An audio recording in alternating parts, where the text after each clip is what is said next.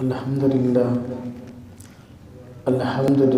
وکفا والصلاة والسلام علی من لا نبی بعد اما بعد فاعوذ باللہ من الشیطان الرجیم بسم اللہ الرحمن الرحیم وَأْمُرْ أَهْلَكَ بِالصَّلَاةِ وَاسْتَبِرْ عَلَيْهَا قال النبی صلی اللہ علیہ وسلم صلوا كما رأيتموني أصلي آمنت بالله صدق الله العظيم وصدق رسوله النبي الكريم ونحن على ذلك من الشاهدين والشاكرين والحمد لله رب العالمين اللهم صل على محمد وعلى آل محمد كما صليت على إبراهيم وعلى آل إبراهيم إنك حميد مجيد اللهم بارك على محمد وعلى آل محمد كما باركت على إبراهيم وعلى آل إبراهيم إنك حميد مجيد۔ اللہ رب العزت نے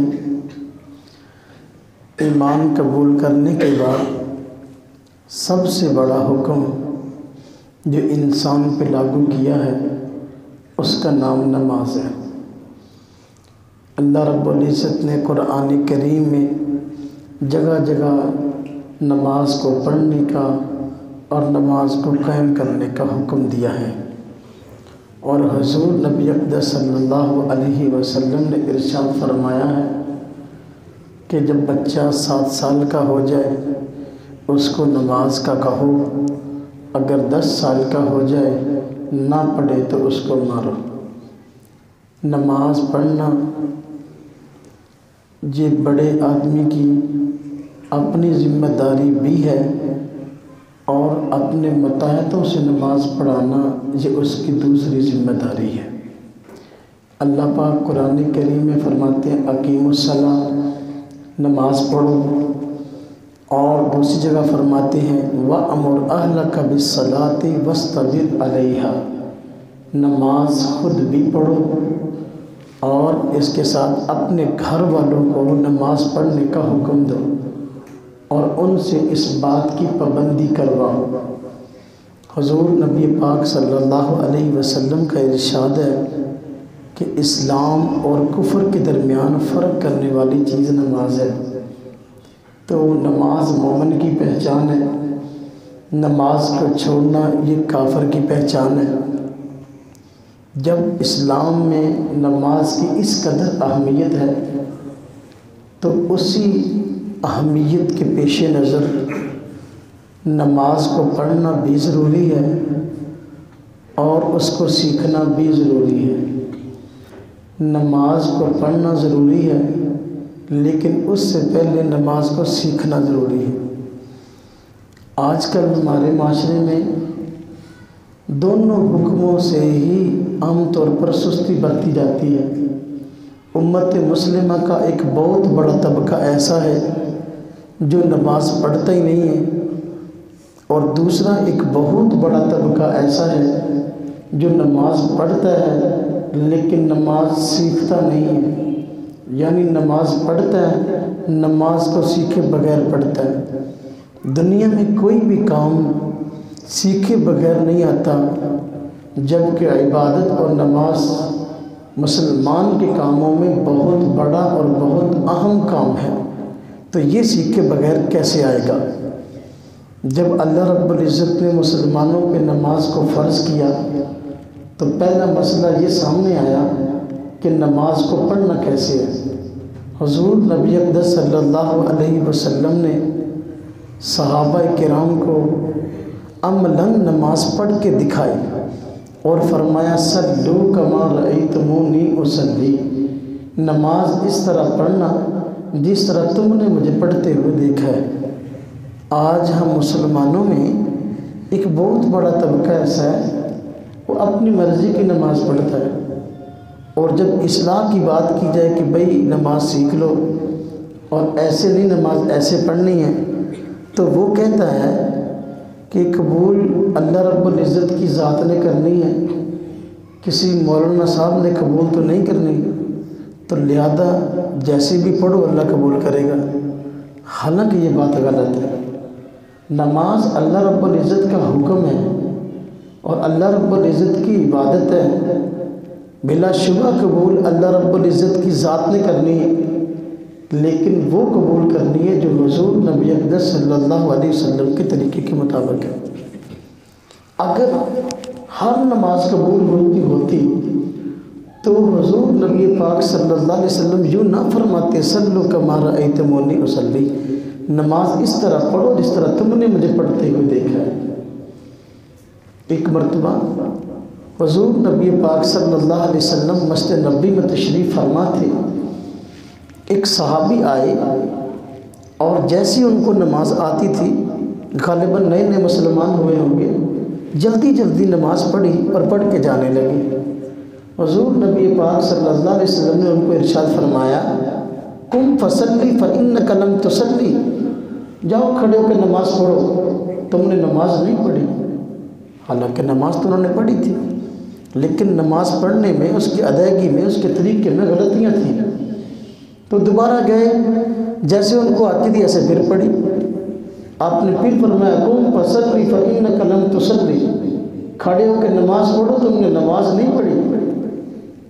3 مرتبہ اس طرح ہوا۔ یہ حدیث بخاری شریف میں موجود ہے، جو عام درسی بخاری شریف ہے، اس کے صفحہ نمبر 104 پہ ہے، اور حضرت ابو ہریرہ رضی اللہ تعالیٰ عنہ اس حدیث کے راوی۔ تو جب 3 مرتبہ اس طرح ہوا تو وہ صحابی تھے اور علم دین کے طالب تھے اور اپنی اصلاح چاہتے تھے، اس لیے پھر فرمایا کہ حضور مجھے تو نماز ایسی ہی آتی ہے، جو میری غلطیاں ہیں ان کی اصلاح فرما دیجیے۔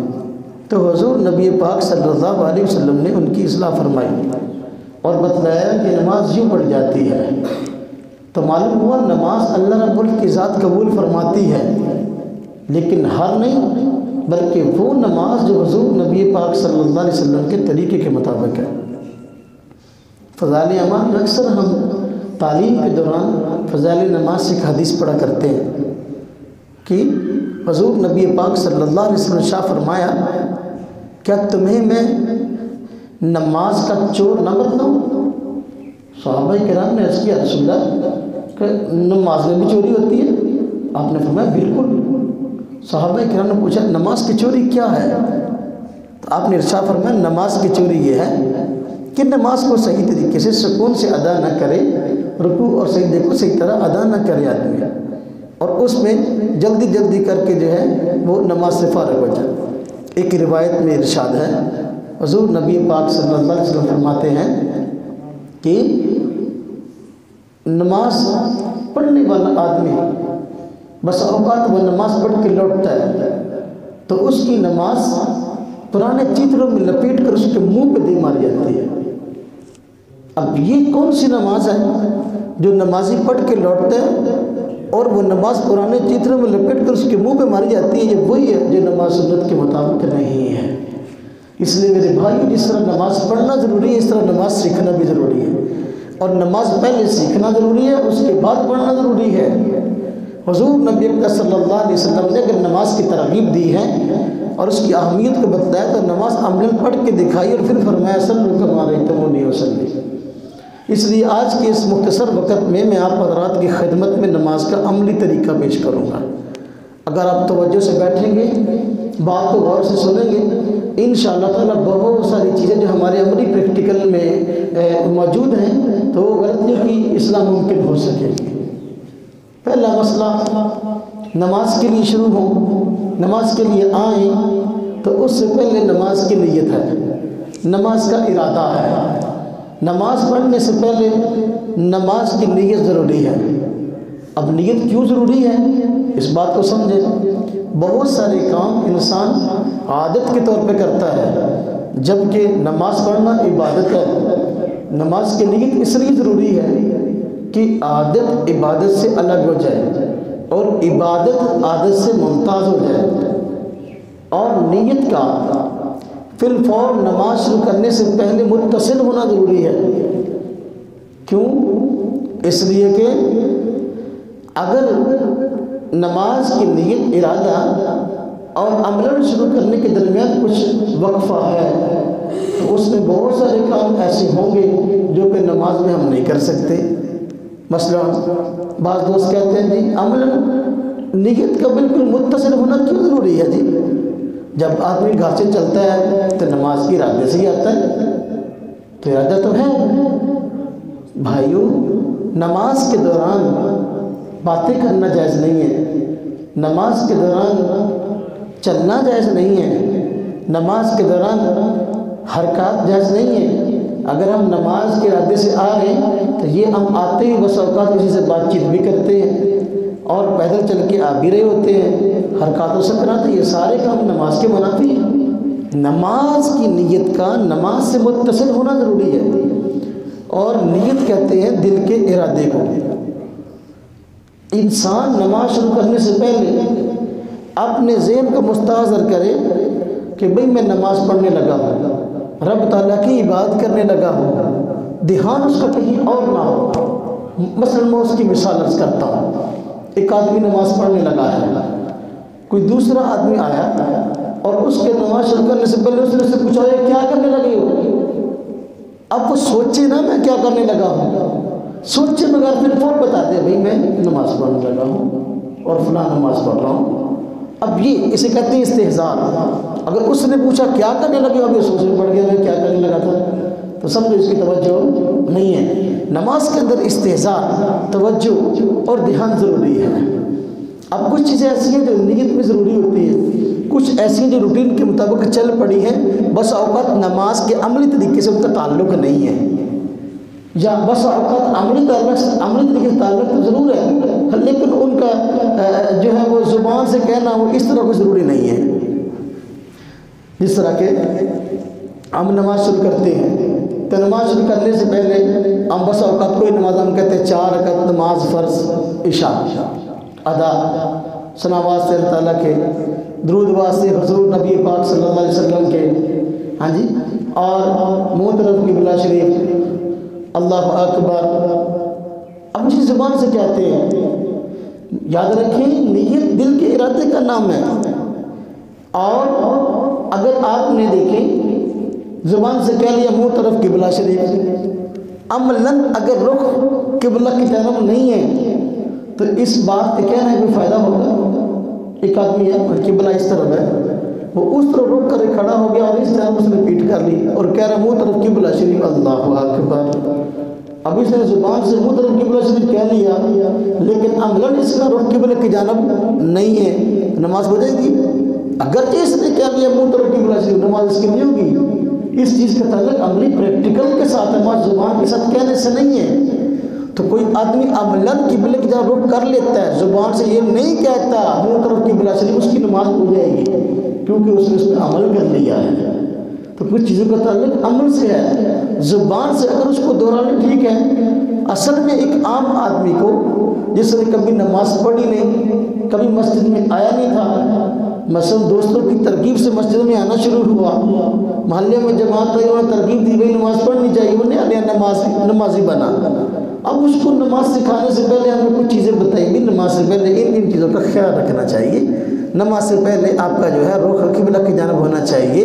نماز سے پہلے آپ کے ذہن میں ہونا چاہیے بھائی میں جس میں حمد و ثنا کر رہا ہوں یہ رب تعالیٰ کی ہے، اس میں جو درود شریف صلی اللہ علیہ وسلم پڑھ رہا ہوں یہ نبی پاک صلی اللہ علیہ وسلم پر ہے، ہاں جی. اور یہ نماز سے پہلے اس نماز کا تعین ضروری ہے. کچھ چیزیں ہم نے اس کو بتا دی. تو یہ اصل میں اس کو سمجھانے کا ایک انداز ہے.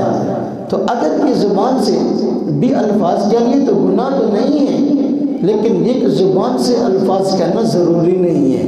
کوئی آدمی اس کو ضرور نہ سمجھے، اصل نیت دل کے ارادے کا نام ہے.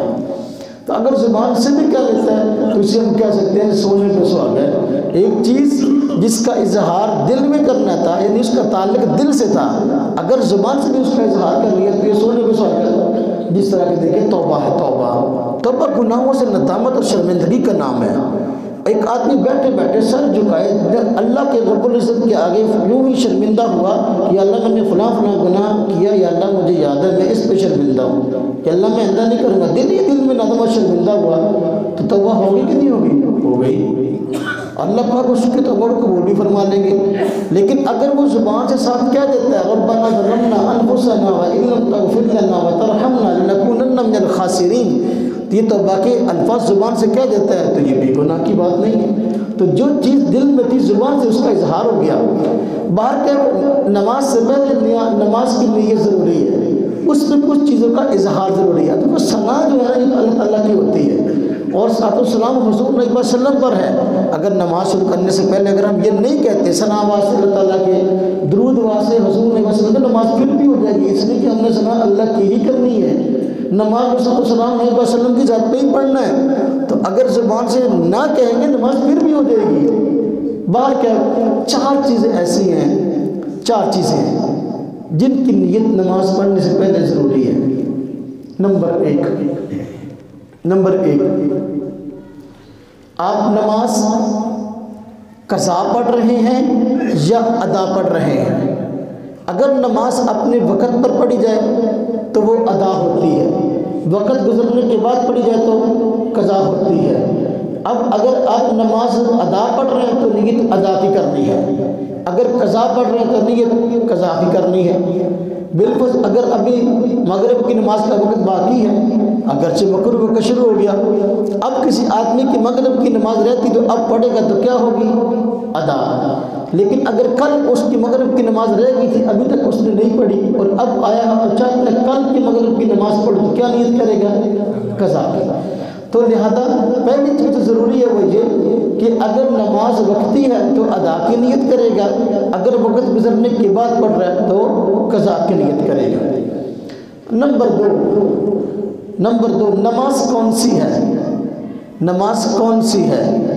آیا فجر ہے، ظہر ہے، مغرب ہے، عشاء ہے؟ نماز کا تعین ضروری ہے۔ کیوں؟ آپ کہیں گے کہ دیکھو بالفرض اب یہ مغرب کی نماز کا وقت ہے، عشاء کا وقت ابھی شروع نہیں ہوا، تو مغرب کی نماز کا وقت خود متعین ہے، تو پھر یہ کیوں نہیں ضروری ہے کہ مغرب کی پڑھو؟ وجہ اس کی یہ کہ اب جو وقت ہے اس وقت کے اندر آپ مغرب کی ادا بھی پڑھ سکتے ہیں، آپ نفلی نمازیں بھی پڑھ سکتے ہیں، آپ قضا نمازیں بھی پڑھ سکتے ہیں۔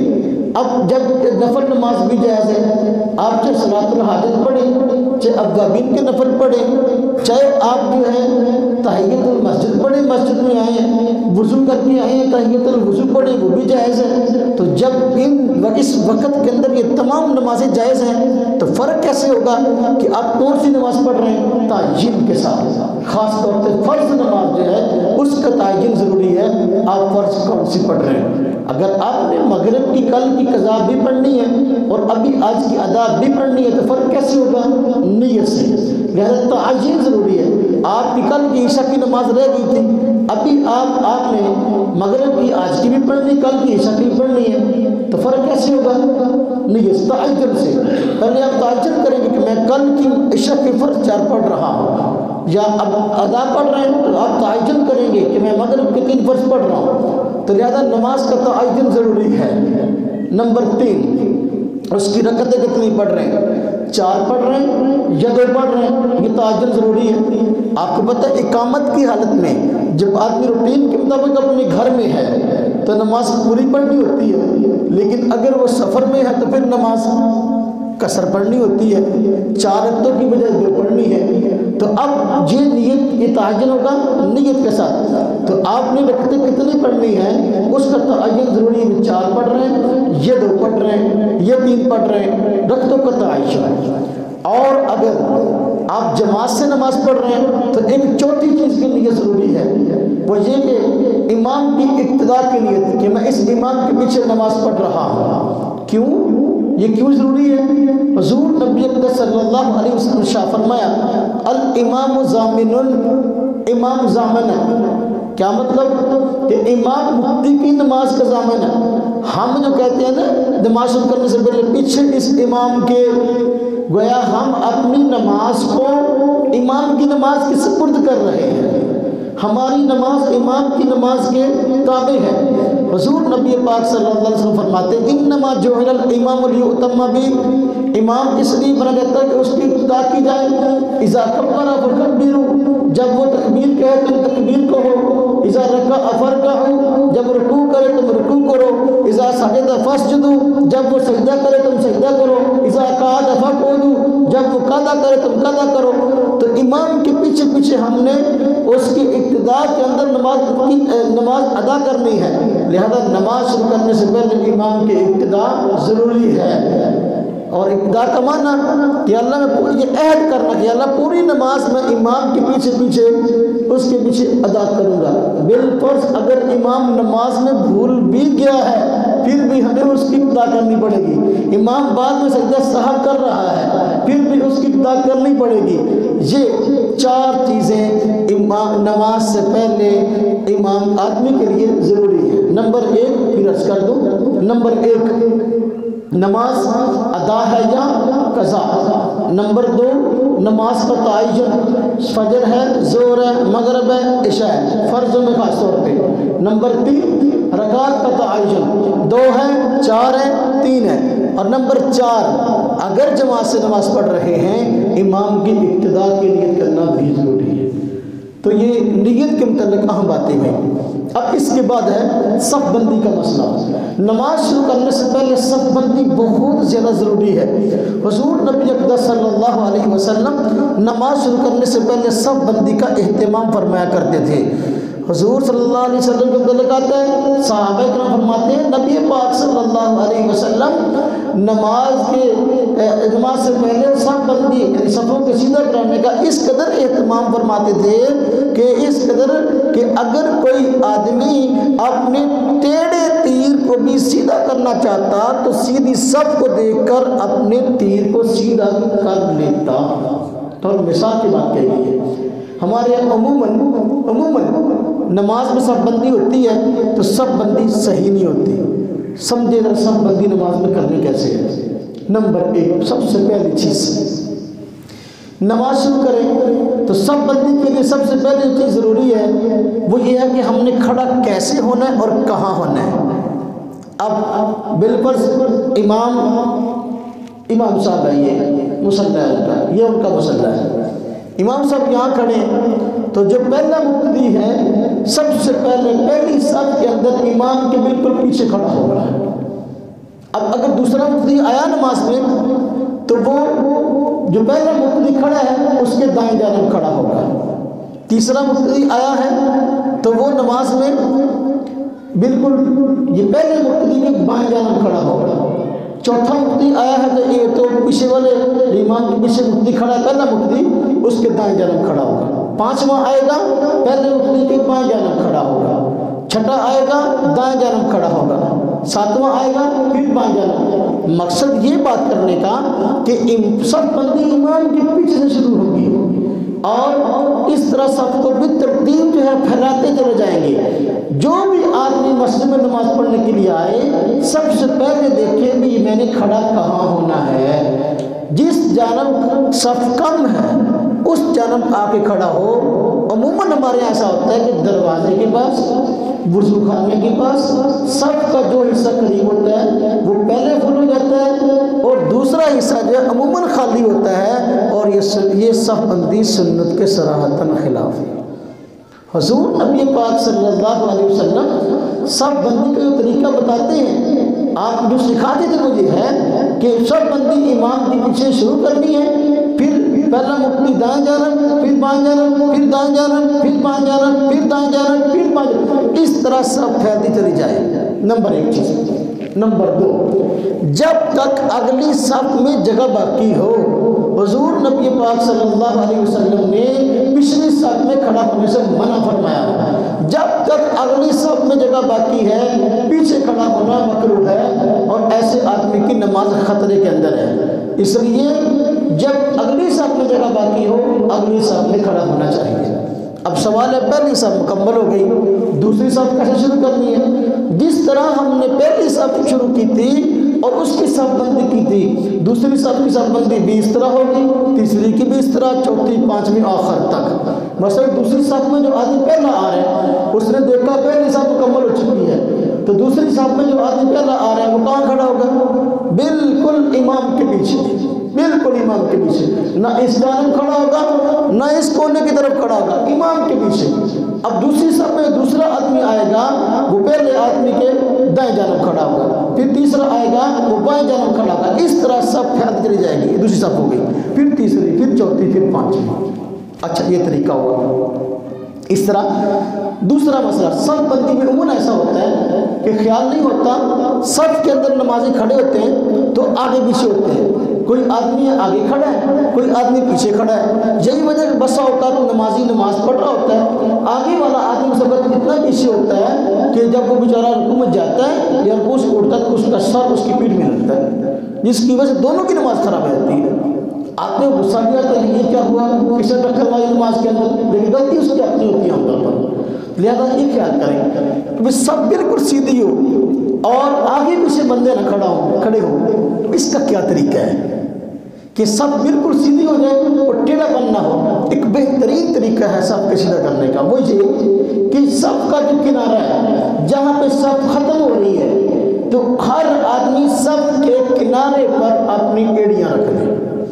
جب ہر آدمی کے ایڑی کی انتہا سب کی انتہا پر ہوگی، سب بندی خود بخود ہو جائے گی اور سب بالکل سیدھی کھڑی جائے گی۔ مثلا بالفرض میں مثال دے رہا ہوں، یہ میرے پاس سامنے یہ ممبر ہے اور سامنے ترپائی ہے، سمجھے کہ یہ صف ہے اور یہ صف کا کنارہ ہے آخر، یہاں سے پہلی صف جو ہے ختم ہو رہی ہے یا شروع ہو رہی ہے، آپ کہہ لیں کہ دوسری صف اس کے بعد ہے، تو اس صف کو اس طرح پر کریں گے، جو بھی آدمی کھڑا ہوگا اپنی ایڑی کو صف کے انتہا پہ یہاں رکھے گا، یہاں ایڑیاں سب کی ہوں۔ جب ہر آدمی کی ایڑی اس لائن پہ ہوگی تو خود بخود صف سیدھی ہو جائے گی اور سنت طریقے صف بندی کا ثواب اور اجر ملے گا۔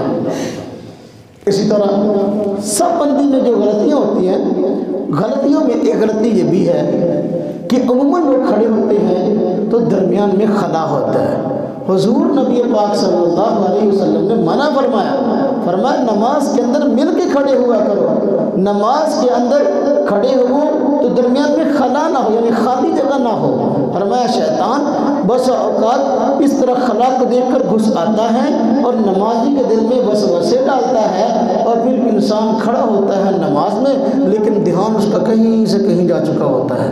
عموماً ایسا ہوتا ہے ہمارے یہاں کہ نمازی نماز پڑھ رہے ہوتے ہیں اور نمازیوں میں اکثریت وہ ہوتی ہے جو نماز میں حاضر ہی نہیں ہوتی۔ بس اوقات امام 5 منٹ 6 رکعتیں ہی پڑھ دیتا ہے تو بس 100-150 نمازیوں کو بتانے والا نہیں ہوتا۔ آپ کو بھی تجربہ کر لیں کہ نماز پڑھ کے نکلیں، اپنے دوست احباب سے ویسے ہی مزاح کے طور پر پوچھ لیں آج مولانا قاری صاحب نے مغرب کی نماز میں کون سی سورت تلاوت کی تھی، تو میرا خیال ہے باوجود پتہ ہونے کے باوجود سورت کے آنے کے نمازیوں میں 10-15-20 بندے ہوں گے جو بتا سکیں گے امام قاری صاحب نے آج یہ سورت تلاوت کی تھی۔ کیوں؟ وہ دھیان سے نماز پڑھ رہے ہیں۔ اکثر لوگوں کا دھیان نماز میں ہوتا ہی نہیں ہے، کھڑے اللہ کے آگے دھیان کہیں اور پھر کہتے ہیں ہماری نمازیں قبول نہیں ہوتی، ہماری دعائیں قبول نہیں ہوتی۔ اور اس کی وجہ یہی میں نے عرض کیا، سب بندی کا اہتمام نہ ہونا، درمیان میں خلا کا ہونا، شیطان درمیان میں گھس آتا ہے اور پھر وسوسے ڈالتا ہے جس کی وجہ سے انسان کا دھیان بھٹک جاتا ہے اور اوپر نیچے امام کے ساتھ ہو رہا ہوتا ہے لیکن اس کو کچھ نہیں پتا ہوتا کہ امام نے کیا پڑھا اور میں نے کیا پڑھا، کیا ہو رہا اور کیا نہیں ہو رہا۔ تو بالکل مل کر کھڑے ہونا چاہیے، نماز میں درمیان میں خلا نہیں ہونا چاہیے۔ اب مل کر کھڑے ہونے کا مطلب یہ نہیں کہ آدمی اتنے آپس میں مل جائیں کہ بیچارہ کو تیسرا آدمی درمیان میں جو اس کا سانس ہی گھٹنے لگے، نہیں، اتنے قریب ہو جائیں کہ درمیان میں سے جو ہے نا کوئی ہوا کی کراسنگ نہ ہو، باقی قریب ہو جائیں۔ اگر کوئی قومی مسئلہ ہے کہ مجبوری اس طرح کہ آج کل کرونا کے مسائل اب تو خیر الحمدللہ کچھ ختم ہو گئے، کرونا کی وجہ سے جو ایک فاصلے کا کہا گیا تو ایک مسئلہ الگ ہے، میں روٹین کی بات عرض کر رہا ہوں اپنے خدمت میں۔ روٹین کے مطابق نماز پڑھنے کا طریقہ یہ ہے کہ ہم بالکل نماز کے اندر جو ہے وہ مل کے کھڑے ہوں، درمیان میں خلا نہ ہو۔ اور اس کا ایک طریقہ احادیث کے اندر آیا ہے، حضور نبی پاک صلی اللہ علیہ وسلم فرماتے ہیں نماز میں کھڑے ہونے کا طریقہ یہ ہے کہ بھئی کندھے کندھوں سے ملے ہوئے ہوں، پاؤں سے ملے ہوئے ہوں، بعض روایت میں گردن کا گردن سے ملے ہوئے ہونا بھی آیا ہے۔ حالانکہ اگر ہم صراحتاً دیکھیں بظاہر اس طرح عمل نہیں ہو سکتا، گردن کے ساتھ گردن آدمی کیسے ملائے گا؟ اس لیے کہ اب اپنا گردن کے درمیان اور ایک کے درمیان میں کندھا آ گیا، اتنا فاصلہ ہے، اور دوسرے آدمی گردن بھی اس کے درمیان اتنا فاصلہ، گردن سے گردن کیسے ملے گی؟ تو بظاہر گردن سے گردن ملانے کا حکم نہیں ہے، اصل ہے مل کر کھڑے ہونے کا حکم کہ درمیان میں خلا نہ ہو، درمیان میں خلا نہ ہو، بس یہی احادیث کا مطلب ہے کہ درمیان میں خلا نہ ہو، وگرنہ گردن سے گردن کو ملانا یا چلانا، جو کہ مشرقی نماز میں آدمی جو اس طرح کھڑا ہو جائے، یہ بھی حدیث میں آیا ہے کہ گردن سے گردن ملانی، ایسا کوئی سلسلہ نہیں ہے۔ اسی طرح جو احادیث میں آیا کہ بھی مل کے کھڑے ہوں، اس میں تعبیر اختیار کی پاؤں سے پاؤں ملانا ہے، تو پاؤں سے پاؤں ملانا، پاؤں سے پاؤں ملانے کا حکم تو ہے، لیکن پاؤں پہ پاؤں چڑھانے کا حکم نہیں ہے۔ بس اوقات حضرات پاؤں پہ پاؤں چڑھاتے رہتے ہیں نماز میں، لیکن ایسا حکم نہیں ہے، بلکہ مل کے کھڑے ہونے کا ہے، اور آدمی اپنی روٹین کے مطابق اعتدال سے جس طرح کے عام روٹین میں کھڑا ہوتا ہے، اطمینان سے اس طرح کھڑا ہو سکے، نماز میں بار بار کیوں ہلتا نہ رہے اور پاؤں کو ہلا رہا رہے، یہ خشوع اور خضوع کے خلاف ہے۔ دو پاؤں کے درمیان فاصلہ کتنا ہونا چاہیے نماز میں؟ دو پاؤں کے درمیان فاصلہ آدمی کی صحت اور جسم کے مطابق ہے۔ اگر ایک آدمی کا جسم بھاری ہے تو اس کو ذرا تھوڑا سا کھل کر کھڑے ہونے کی ضرورت ہوتی ہے، لیکن ایک آدمی اس کا جسم سمارٹ ہے، وہ سمارٹ آدمی ہے، کمزور ہے، دبلا پتلا ہے، اس کو بہت زیادہ کھل کر کھڑا ہونے کی ضرورت نہیں ہے، تو لہذا اپنی اس کے لیے کوئی حد متعین نہیں ہے، بس یہ ہو کہ بھائی اپنے روٹین کے مطابق وہ اس طرح کھڑا ہوا برا نہ لگے۔ بہت اوقات آدمی بہت زیادہ کھل کے کھڑا ہو جاتا ہے، تو اگر کھل کر اس طرح کھڑا ہو تو دیکھنے والا آدمی سمجھے بھی کیا مسئلہ ہے، تو پریشانی لے۔ تو اللہ رب العزت کے آگے اس حایت کے ساتھ کھڑا ہونا ٹھیک نہیں ہے جس حایت کے ساتھ آدمی عام روٹین کے مطابق بندوں کے سامنے کھڑا ہونا عیب کی بات سمجھتا ہے۔ اب نماز شروع کریں گے تو نماز کے شروع میں ہم پہلے تکبیر کہتے ہیں، توجہ کرنا، تکبیر کہتے ہیں۔ نماز کی ابتدا تکبیر سے ہوتی ہے، اللہ اکبر، اور نماز کی انتہا نماز سے نکلنا لفظ سلام سے ہوتا ہے۔ حضور نبی پاک صلی اللہ علیہ وسلم نے فرمایا تکبیر و تحریم، تحلیل و تسلیم، نماز کی ابتدا تکبیر تحریمہ سے ہوتی ہے اور نماز سے نکلنا لفظ سلام سے ہوتا ہے۔ اب توجہ کرنا، ایک تکبیر وہ ہے جو ہم شروع نماز میں کہتے ہیں، اور اس کے علاوہ باقی تکبیرات وہ ہیں جو کہ بس اوقات رکوع میں جانے کے لیے، سجدے میں جانے کے لیے، سجدے سے اٹھنے کے لیے، یا بس اوقات دوسری تیسری چوتھی رکعت میں کھڑے ہونے کے لیے کہتے ہیں۔ پہلی تکبیر میں اور دوسری تکبیر میں فرق ہے نام کے اندر، اور دیکھیں جو پہلی تکبیر ہے اس کو کہتے ہیں تکبیر تحریمہ، جس کے ساتھ نماز شروع کرتے ہیں۔ کیوں؟ اس لیے کہ جو کام نماز شروع کرنے سے پہلے حلال تھے، اس تکبیر سے چونکہ نماز شروع ہو گئی ہے، اب اس تکبیر کے کہنے کی وجہ سے وہ کام حرام ہو گیا۔ نماز سے پہلے اب کھانا کھا سکتے تھے، اب نماز شروع کر دی ہے، اب ایسا نہیں کہ نماز بھی پڑھتے رہے اور کچھ نہ کچھ کھاتے بھی رہے، ایسا نہیں۔ نماز سے پہلے باتیں کرنا جائز تھی، لیکن جو نماز شروع کی اب نماز میں باتیں کرنا جائز نہیں ہے۔ نماز سے پہلے چلنا پھرنا عام معمول کا وہ جائز تھا، لیکن نماز کے اندر قوموا للہ قانتین، اب یہ آدمی کے ساتھ کھڑا ہونا پڑے گا، اب یہ حرام ہو گیا، چونکہ بہت سارے کام نماز سے پہلے حلال تھے اور اس تکبیر کے کہنے کی وجہ سے حرام ہو گئے، اس لیے اس تکبیر کو تکبیر تحریمہ کہتے ہیں۔ اور جو باقی تکبیرات ہیں، رکوع کو جاتے وقت، سجدے کو جاتے وقت، سجدے سے اٹھتے وقت، اس تکبیر کا نام ہے تکبیر انتقال، اور ان تمام تکبیرات کو کہتے ہیں تکبیرات انتقال۔ مطلب یہ تکبیرات انتقال کا کہ یہ وہ تکبیریں ہیں جو کہ ایک حالت سے دوسری حالت کی طرف منتقل ہونے کے لیے کہی جاتی ہیں۔ جس طرح کہ آدمی قیام میں ہے، اب اسے رکوع میں جانا ہے، اب حالت بدلے گی، لہذا اللہ اکبر کہے گا۔ اب وہ پھر کھڑا ہوا، سمع اللہ لمن حمدہ کہا، اب پھر اس نے حالت بدلنی ہے، سجدے میں جانا ہے، اب پھر اللہ اکبر کہے گا۔ اب پھر سجدے میں گیا ہے، سجدے سے اٹھے گا اور قاعدے میں بیٹھے گا، جو چھوٹا سا جلسہ ہے وہ کرے گا دو سجدوں کے درمیان، تو اب بیٹھے گا، پھر کہے گا اللہ اکبر، اور دو سجدوں کے بعد پھر اب کھڑا ہوگا اللہ اکبر۔ یہ جو ہے یہ تکبیریں انہیں کہتے ہیں تکبیرات انتقال۔ جو پہلی تکبیر ہے اس کا نام ہے تکبیر تحریمہ، اور جو باقی تکبیریں ان کا نام ہے تکبیرات انتقال۔ یہ ایک حالت سے دوسری حالت کی طرف منتقل ہونے کے لیے کہی جاتی ہیں۔ یہ فرق ہے پہلی تکبیر میں اور بعد والی تکبیروں میں. یہ بات میری یاد رکھیں یہ بھی کہ تکبیرات جو ہوتی ہیں نا انتقال یہ بقدر انتقال ہوتی ہے، یعنی ایک حالت سے دوسری حالت کی طرف آپ کو منتقل ہونے میں جتنا وقت لگتا ہے ہاں جی اتنی تکبیر لمبی کہیں گے. دیکھیے مثلا آپ کھڑے ہیں رکوع کے بعد قومے میں کھڑے ہیں، اب آپ نے سجدے میں جانا ہے، اب آپ کو وقت زیادہ لگے گا، لہذا آپ کو تکبیر لمبی کہنا ہے، یوں کہنا ہے اللہ اکبر، یعنی جب تک آپ اوپر سے نیچے آ رہے ہیں اور پریکٹیکلی سجدے میں نہیں چلے جاتے اس وقت تک آپ نے تکبیر کو لمبا کرتے رہنا ہے، اور جب سے جو سجدے میں آئیں گے اب تکبیر پوری. اس طرح اب دیکھیں یہ حرف لمبی ہے، جو حرف مختصر ہے وہاں پر تکبیر مختصر کہنی ہے. کیسے؟ بس سجدے میں ہے اور سجدے کے بعد ہم نے ایک سجدے کے بعد ہم نے جلسے میں بیٹھنا ہے، یا ہماری 2 رکعتیں پوری ہوگی ہم نے قاعدے میں بیٹھنا ہے، 4 رکعتیں پوری ہوگی ہم نے قاعدے میں بیٹھنا ہے. دوسرے سجدے سے اٹھتے ہیں اب ہم کہیں گے اللہ اکبر، اب لمبا نہیں کریں گے. کیوں؟ اس لیے کہ سجدے سے التحیات یعنی قاعدے میں بیٹھنے کی حالت بہت مختصر ہے، اس کے لیے وقت مختصر لگتا ہے، اس لیے تکبیر بھی مختصر کہیں گے. تو بات ہے کہ تکبیروں کے متعلق تھا. اب ہم نماز شروع کریں گے تو نماز شروع کریں گے تکبیر سے اللہ اکبر کہتے ہوئے اپنے ہاتھوں کو اٹھائیں گے. اب اس میں 3 طریقے ہو سکتے ہیں کہ اللہ اکبر آپ پہلے کہہ لیں اور اپنے ہاتھوں کو بعد میں اٹھا لیں. نمبر 2 آپ ہاتھوں کو پہلے اٹھا لیں اور اللہ اکبر بعد میں کہہ لیں. نمبر 3 دونوں کام اکٹھے کریں، اور یہ زیادہ بہتر ہے کہ آپ ہاتھوں کو بھی اٹھا رہے ہیں اور اللہ اکبر بھی کہہ رہے ہیں اور ساتھ مان بھی رہے ہیں اللہ اکبر. یہ زیادہ بہتر ہے، اور اس لیے کہ اس میں انتقال کی کیفیت کے ساتھ بھی مناسبت ہے. اب دیکھیں آپ نے ہاتھ کس طرح اٹھانے ہیں.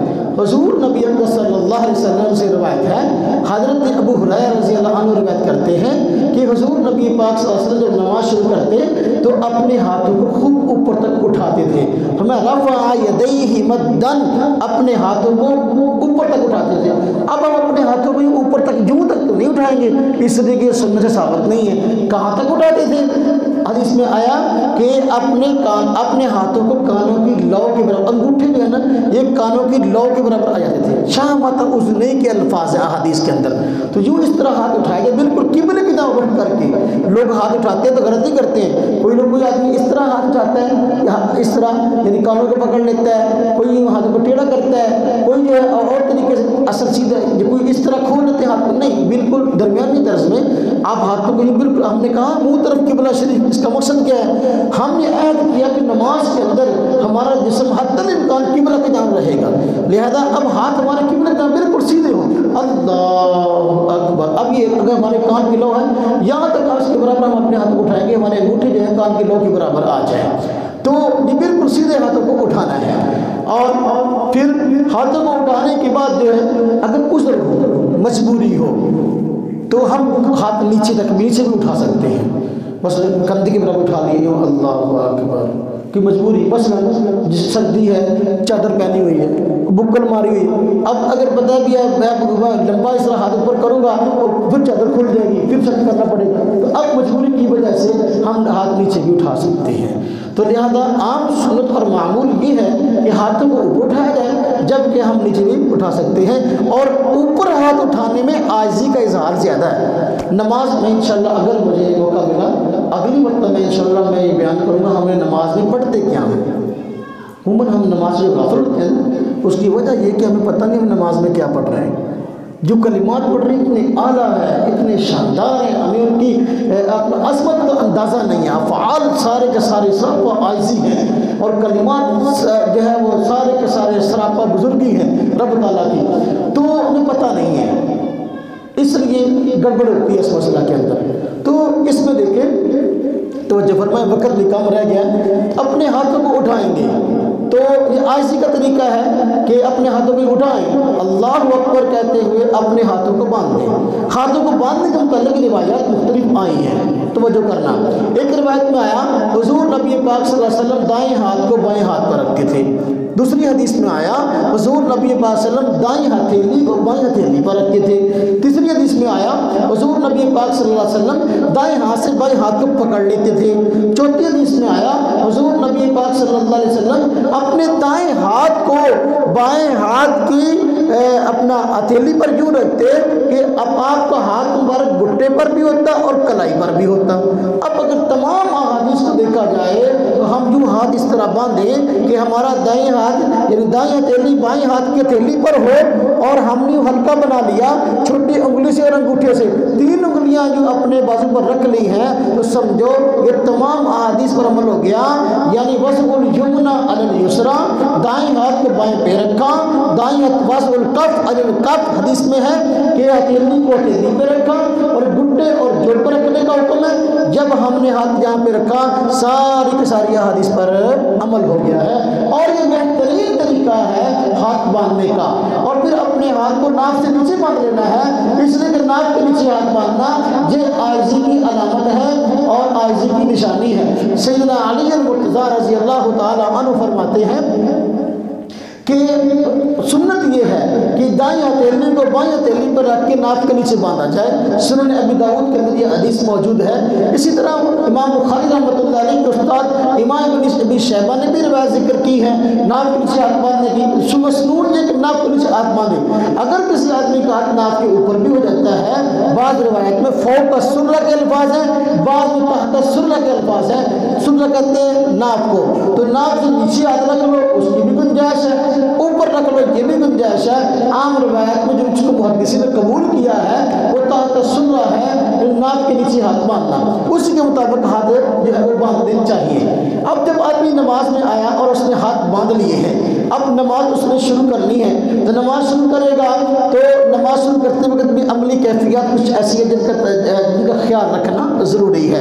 ایک تو میں نے عرض کیا تھا پاؤں جو ہے اپنے نماز میں ہم نے اپنے جسامت کے مطابق فاصلہ رکھنا ہے۔ قیام کی حالت میں اپنے پاؤں بالکل سیدھے رکھنے چاہیے، یوں بالکل اگر قبلہ اس جانب ہے پاؤں بالکل سیدھے ہوں۔ عموماً ایسا ہوتا ہے نماز اکثر نمازیوں کے پاؤں ٹیڑھے ہوتے ہیں، حالانکہ جب ہم نے نماز سے پہلے کہا منہ طرف قبلہ سے، اس کا تقاضا یہ کہ ہمارا جسم کے ہر عضو حتی الامکان قبلے کی جانب ہو۔ تو اگر یوں اس طرح پاؤں ہیں تو یوں قبلہ اگر بالکل سامنے ہے تو اس طرف تو قبلہ نہیں ہے نا، تو یہ خلاف سنت ہے۔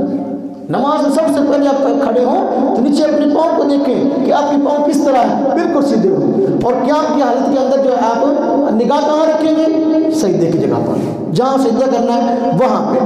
اب اگر یہ نماز کی کیفیت ہے، اب اس میں آپ نے نماز شروع کر لی ہے، نماز پڑھنے میں ثنا پڑھیں گے، اعوذ باللہ بسم اللہ الرحمن الرحیم پڑھیں گے، الحمد شریف پڑھیں گے، بعد میں سورت پڑھیں گے۔ اگر ہم اکیلے نماز پڑھ رہے ہیں یا ہمارا امام ہے، اگر امام کے پیچھے نماز پڑھ رہے ہیں، امام کے پیچھے قرآن پڑھنا منع آیا، پہلے پڑھنے کی گنجائش تھی، جس طرح قرآن کریم میں ارشاد ہے وَإِذَا قُرِئَ الْقُرْآنُ فَاسْتَمِعُوا لَهُ وَأَنصِتُوا لَعَلَّكُمْ تُرْحَمُونَ۔ جب قرآن پڑھا جائے اس کی طرف کان لگاؤ، چپ رہو تاکہ تم پہ رحم کیا جائے۔ مسلم شریف میں حدیث ہے حضور نبی پاک صلی اللہ علیہ وسلم فرماتے ہیں وَإِذَا قَرَأَ فَأَنصِتُوا، امام جب قرآن پڑھے تم چپ رہو۔ تو لہذا اس کا تقاضا یہ کہ امام کی قرأت کو خاموشی کے ساتھ سنا جائے، آواز آ رہی تب بھی، آواز نہیں آ رہی تب بھی۔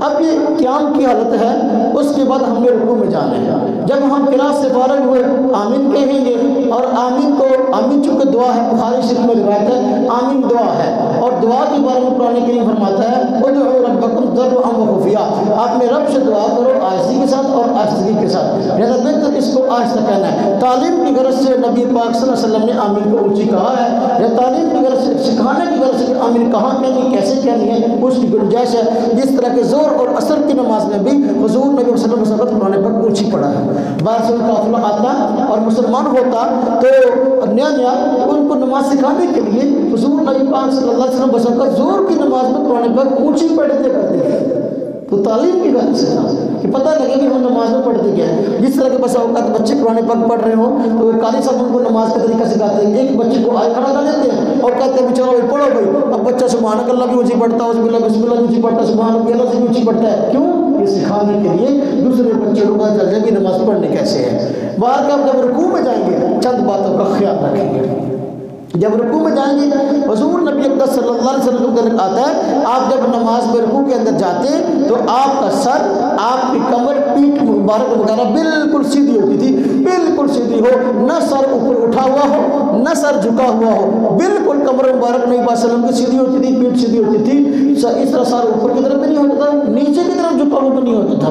نمبر 2، رکوع کے اندر اپنی نظر جو ہے وہ اپنے پاؤں والی جگہ پر ہونی چاہیے۔ نمبر 3، ہم رکوع میں گئے ہیں تو یہ بازو جو ہے یہ بالکل اس طرح، اس میں خم نہ ہو، یعنی اس طرح ٹیڑھا نہ ہو، جو نہیں رکھنے، بلکہ سیدھا بازو جو ہے اس طرح رکوع میں اس کو رکھنا ہے، اس میں کوئی ٹیڑھا پن نہ ہو۔ اور یہ بغلے ہیں یہ اپنے اس پہلوؤں سے جدا ہو، پہلو ساتھ ملے ہوئے نہیں، اس طرح رکوع نہیں کرنا، بلکہ یوں اپنے ان کو جو پہلو ہیں استدا کر کے بغلوں کو اس طرح رکوع کرنا ہے۔ اور اپنے پوری نماز کے اندر صرف ایک کیفیت ہے جس میں ہم نے اپنے ہاتھوں کو فل کھول دینا ہے، وہ رکوع کی حالت ہے۔ اپنے ہاتھوں کو فل کھول کے گھٹنوں کے ساتھ مضبوطی کے ساتھ، گھٹنوں کو مضبوطی سے پکڑ لینا ہے، یعنی ہاتھوں کو کھولنا اور مضبوطی کے ساتھ گھٹنوں کو پکڑ لیا۔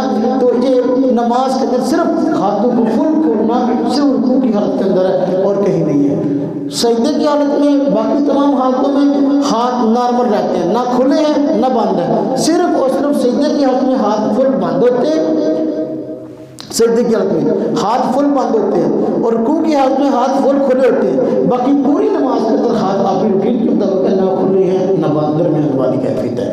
باقی آپ جب رکوع کریں گے تو رکوع میں جھکے ہوئے ہوں گے تو اس وقت ان چیزوں کا خیال رکھیں گے، اور سبحان ربی العظیم تسبیح جو ہے 7 آیت کی یاد رکھتے ہوئے جتنی مرتبہ چاہے کہیں گے۔ پھر سمع اللہ لمن حمدہ کہتے ہوئے اٹھیں گے، جب اٹھیں گے تو بالکل اطمینان کے ساتھ کھڑے ہو جائیں گے اور اپنے دونوں ہاتھوں کو اس طرح بالکل چھوڑ دیں گے، اور سمع اللہ لمن حمدہ امام کہے گا ہم ربنا لک الحمد بڑی تسلی کے ساتھ کہیں گے۔ اس کے علاوہ اور مسنون دعائیں ہیں ممکن ہو تو وہ بھی ساتھ پڑھی جا سکتی ہیں۔ تو جب امام رکوع میں جائے گا ہم اس کے پیچھے پیچھے رکوع میں جائیں گے، اکیلے نماز پڑھ رہے ہیں تو پھر ظاہر بات ہے اکیلے ہی رکوع میں اکیلے سجدے میں جائیں گے۔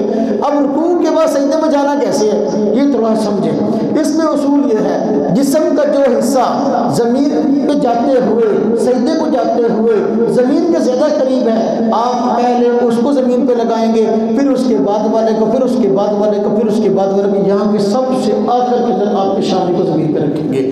آپ سجدے پہ جا رہے ہیں تو بالکل سیدھے جائیں گے، بعض لوگ سجدے پہ جاتے ہیں نا اس طرح جھک جاتے ہیں، اللہ نہیں، ایسا نہیں، بالکل سیدھا یوں اللہ اکبر، اپنے کو جھکانا نہیں ہے، پہلے گھٹنے زمین پہ لگانے ہیں، گھٹنے زمین پہ لگ گئے، اب اس کے بعد ہاتھ زمین پہ رکھنے ہیں، اس کے سینے کو جھکانا ہے، پھر چہرے کو زمین کے قریب لانا ہے، پہلے پیشانی زمین پہ لگے گی، ہاں جی، پھر ناک زمین پر، اپنے پہلے ناک زمین پہ لگے گی، پھر آخر میں پیشانی زمین پہ لگے گی، اس طرح جو ہے اب سجدہ ہے۔ جب اٹھیں گے تو بالکل اس کے اپوزٹ اٹھنا ہے، الٹ اٹھنا ہے، یعنی پہلے ہم نے پیشانی کو زمین سے اٹھانا ہے، پھر ناک کو، چہرے کو، پھر سینے کو، ہاتھ کو، پھر گھٹنے کو، اور اس کے بعد اپنی ٹانگ کو سیدھے جو ہے نا اٹھتے ہوئے ہم نے بالکل کھڑے ہو جانا ہے۔ یہ رکوع سے سجدے سے اٹھنے کا جو ہے مسنون طریقہ ہے جو احادیث کے اندر باقاعدہ موجود ہے۔ اب سجدہ کیسے کرنا ہے یہ سمجھے ذرا۔ سجدے کی حالت کے اندر حضور نبی پاک صلی اللہ علیہ وسلم نے فرمایا جو سجدہ ہے یہ 7 ہڈیوں پر ادا ہوتا ہے، 7 ہڈیوں پر، یعنی چہرہ، پیشانی وغیرہ، 2 ہاتھ، 2 گھٹنے اور 2 پاؤں، اور کتنی ہڈیاں ہو گئی؟